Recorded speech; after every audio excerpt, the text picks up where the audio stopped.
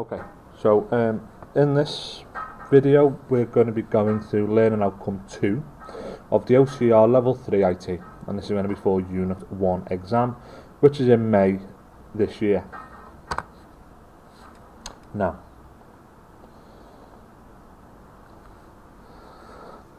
Learn Outcome Summary. So the first thing that we're going to go through is the types of software. Then we're going to go into application software. Then we're going to go into utility software. Then in 2.4 we're going to go through operating systems. 2.5 communication methods. 2.6 software troubleshooting, and 2.7 which is protocols. Okay, so the first one here says what is software. Okay, so software is basically programs that are stored onto a computer. An example of a piece of software that you'll be using now is an operating system. Operating systems need to be used. These are used for certain things such as multitasking, such as creating a graphical user interface for you to use the computer much easily. These pieces of software are normally coded and can be put into certain categories of software, and that's what we're going to go through now. So the first one that we're going to go through is going to be open source software. This basically means that when it is produced by the programmer, it is made available to everyone who wishes to debug or improve the actual piece of software itself. Now, these open source pieces of software can be adapted. As long as you can understand the code, you can make some adaptations to that specific piece of program that will then relate to what you want to do. Obviously, open source software, you need to have a good piece of knowledge for the actual program itself, depending on what language it's programmed in. But certainly open source software is basically, and it is normally free, so it's normally free pieces of software that you can edit and change depending on whatever you want to use it for. An example there is the VLC player. An example, closed source. So closed source is basically closely guarded pieces of software basically. And what they do is they are normally off the shelf and normally relatively expensive. They will enable us to use the program without actually changing it or to adapt it in your way. An example of this is going to be Microsoft Office. So if you are using, say for instance, PowerPoint, you can't actually change the layout of it. You can't change where things are. You can't change the functionality of the piece of software. You can change small bits, stuff like the colours used in there, how it is used, but certainly in terms of the features of the actual piece of software itself, they cannot be changed at all. Okay, so the difference between off-the-shelf and bespoke. So off-the-shelf is basically pre-made packages of software that cannot be altered really. Now, these pieces of software are normally used in big companies. Prime example of off-the-shelf software, we're looking at stuff like Adobe package, where the likes of Photoshop is, Premiere Pro, all them kind of things. Bespoke software. So bespoke software is created for a specific purpose or a specific need. So an example of a bespoke piece of software is going to be Sims, that is based in high schools and primary schools. This holds the information on all students and also all staff. If we try to use Sims in, say, a car garage, it could probably be used, but it would not really hit the needs of the garage, because it might need to store some different piece of information, or it might need to do different functionalities such as creating MOT tests.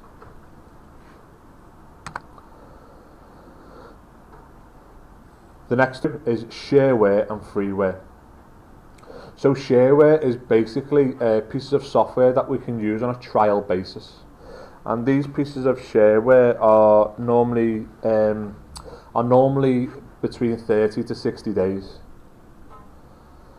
These are given out freely so people can try before they buy. Depending on what type of software it is, will depend on the length of the trial period. Freeware.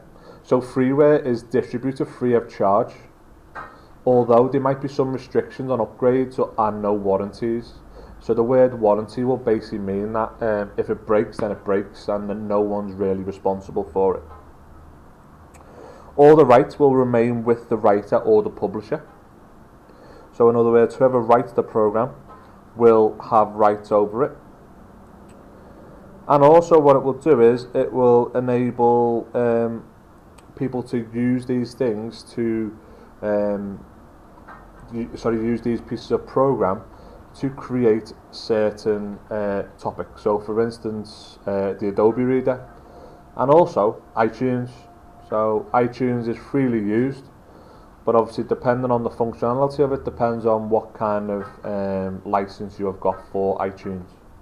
So if you subscribe to Apple Music, you will be able to get a lot more functionality out of it rather than someone who doesn't.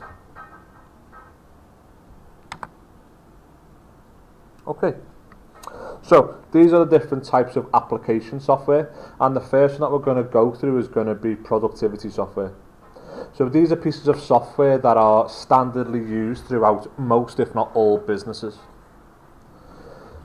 Like it says there, the examples of it is going to be Word, PowerPoint, Outlook, spreadsheets, databases. When you are doing your exam, you need to make sure that you don't use these words as Word, PowerPoint, Excel. You will need to use the words such as presentation software, word processing software, email programs. So that way then you are not specific to just Microsoft, because you will not get the marks for it. The next one, which is development tools, and this enables a user to create specific programs inside of a computer. So for the programmers out there, you will know about debuggers, translators, IDEs, compilers, and basically it is Python. So we use in school Python a lot, which is a programming language that we've used. And this enables us to develop our own programs that we want for a specific purpose. An example might be a music quiz. And that music quiz will enable us to ask questions. If they get it correct, then the actual sound will actually play out of the computer itself. The next one that we're going to go through is going to be called business software. And business software, what it will do is this will allow us to create specific projects as part of a business. So for instance, like it says there, these are usually database driven. So in other words, they've got a lot of data behind it, and then it can get queried to maybe ask some questions to then spit out the answers. Prime example is Sims.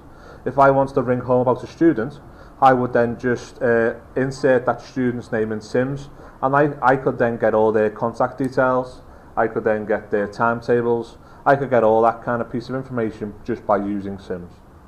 And that is an example of a business piece of software. The next one we've got is utility software. So utility software, there is 3 different types that you need to know. The first one is called backups. And this is basically where the computers in a business will be automatically backed up locally, and also sometimes will be backed up onto cloud storage. There are 2 different types of backups. One is called incremental and one is called full backup. So most places what they'll do is they will use an incremental backup during the week and then do a full backup over the weekend. The next one is called antivirus. Antivirus there is used to scan all documents downloaded onto a computer to ensure that there is no harmful documents that will go onto the network. Prime example of when this didn't happen so well was when the NHS got robbed by or got virused by something called ransomware. And ransomware is a piece of software that locked into all the NHS computers and locked all the staff out.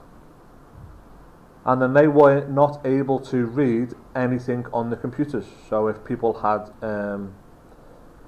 operations, they would not be able to go ahead because they didn't have the correct piece of software. And the last one, compression. Basically, it's where a file is saved and it is shrunk down to save up space on the hard drive. There's two different ways. One's called lossy and one's called lossless.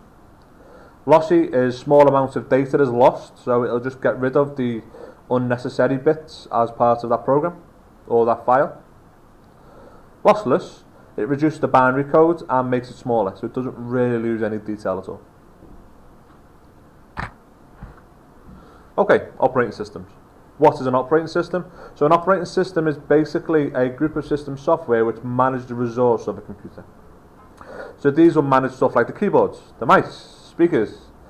These will ensure that everything will get processed correctly inside of a computer.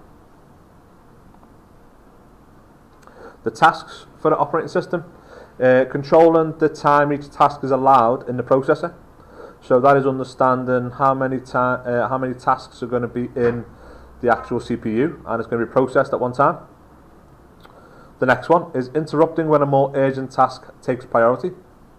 So for instance, if you're trying to play on a game and an email comes through, the email will just get sidetracked. Whereas if a warning come up to say the fan is overheating, the operating system would then kick in, stop the game and come up with an alert to say your computer is overheating. The next one, ensuring data is stored properly and the location is recorded. So when we click File, Save As, it will save into your hard drive. That hard drive then will spit out a location for that specific piece of data. And the operating system needs to store this, so if you want to view it at another time, we can go back to it and open it up. The next one is retrieving data from the storage. So like I said before, when we store stuff, it will know the location, it will then go back into the hard drive and it will find wherever that program or file is. The second to last one is monitoring input and output. So making sure that the drivers are installed for your keyboard, for your mouse. Making sure that your speakers work correctly. Making sure that the volume is correct. Making sure that the bass isn't too high. And the last one. The last one is allowing multitasking to happen on various pieces of software. So that comes down to if you're playing a game and you want to listen to music at the same time, you can. You can have iTunes on in the background and you will then be able to play on your Call of Duty or your Fortnite at the same time. Now there is a couple of different types of operating systems. First one, single user. Basically is where I can just use it at once. So like it says there, a single user operating system is found on PCs and tablets where only one user can operate that one device at one point. The next one is multi-user. So this does seem like quite a lot of text there. But this enables the user to access the computer system at the same time. So that's all of us logging into the same say virtual network at the same time. Okay? It should not allow the user to use the same computer processor at the same time, and all users should be unaware that other people are using the computer system. So that's you logging into your school network and you being able to access all your documents without any fuss whatsoever. Okay, types of communication. First one's email. We all know how emails work. So these allow messages to be sent, attachments, etc. These are using something called a mail server, which is what we will be going through in the network section. The next one is instant messaging. So this allows the user to communicate directly with their contacts. An example is Facebook Messenger, and this allows you to contact other people through your messenger. Another example of that would be iMessage or WhatsApp. The last one on this page is called SMS, and this restricts the characters in a message to 128 characters. If it's any more than that, it'll get sent across in two texts.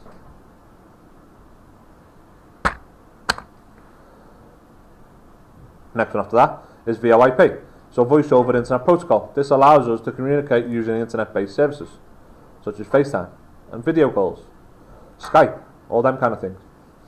These are really good in businesses because these allow us to speak to other people across the world, and that will increase the productivity of that business. And the last one, personal assistants, such as Siri, I should say, Cortana, Alexa, etc. These are people and pieces of software that will enable us to talk to our phones, talk to our devices, and it will do exactly what we want it to do.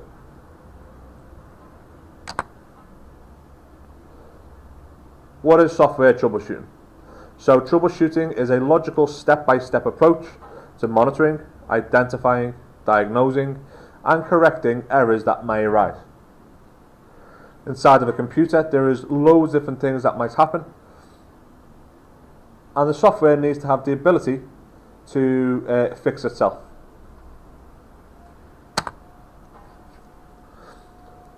What should I do when troubleshooting? Okay, so what normally happens is they will record a log of the events, and this may be useful for future faults. So if it happens again, you know how to fix it. Okay. System freeze. So this is basically where the whole system locks and no key or click can release it. This can be a result of viruses or software bugs. So if our antivirus software is not used properly, then there could be a virus on the network and something may be then corrupt.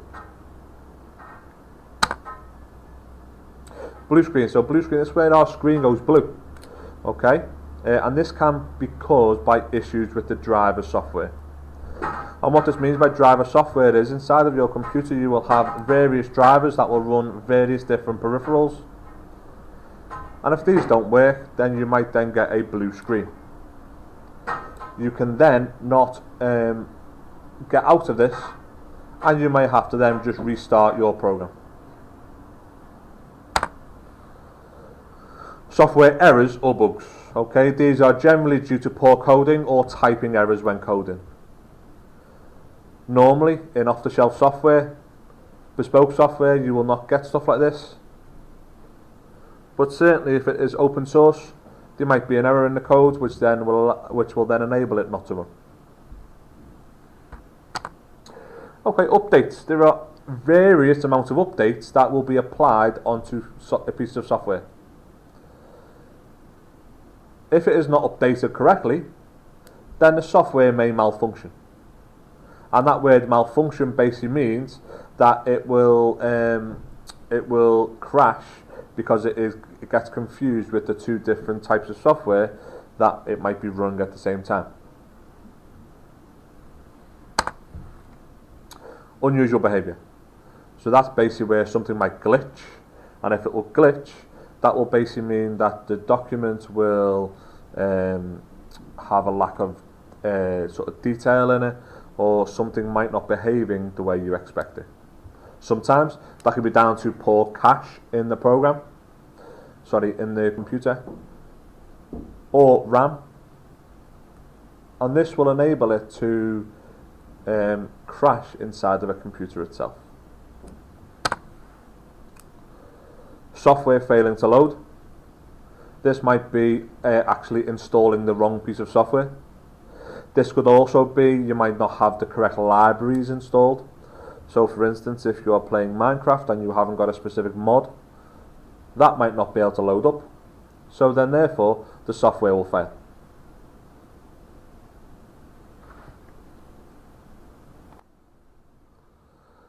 Okay, lastly, we're going to now go through protocols.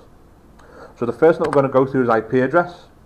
And basically IP addresses are used when sending data between networks over the internet. And what these will do is these are quite different to something called MAC addresses, because MAC addresses aren't, but MAC addresses are linked to specific devices, whereas an IP address is just connected to a specific network connection. They are normally assigned automatically, but sometimes you can actually change them manually to actually create an IP address that you may want. An IP address can either be 32 bits or 128 bits in a binary number. These are then connected to 8 hexadecimal numbers. And like it says there, is it will enable us to create a small number, so 10.1.5.a. whatever. That's just an example. So TCP/IP, this is basically the transmission control protocol that will enable us to send information from network to network. This will dictate how data is sent between networks.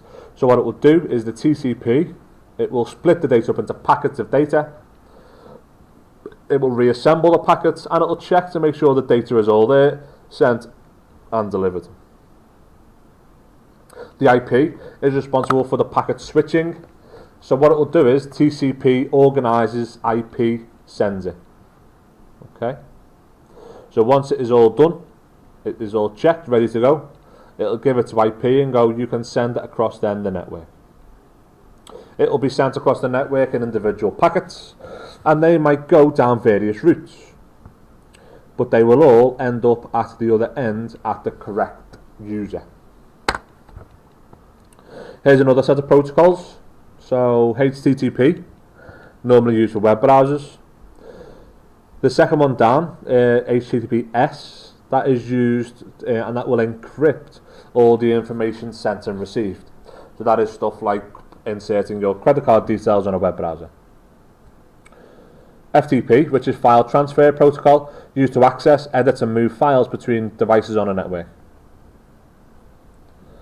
And like you see there, POP3, IMAP and SMTP, these are all protocols that will enable us to send emails across the internet, but will do slightly different roles inside of internal networks.